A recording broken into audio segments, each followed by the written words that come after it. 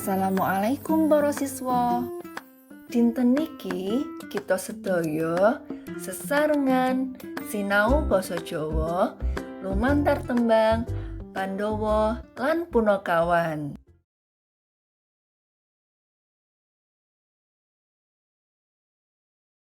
Pandhawa ana lima, Puntadewa Werkutara, Janaka Nakula Sadewa, iku jeneng-jenenge.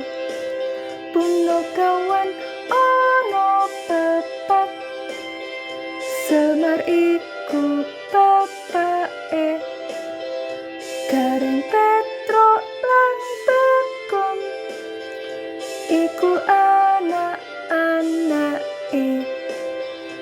Pandhawa ana lima, Puntadewa Werkutara, Janaka Nakula Sadewa, iku jeneng-jenenge.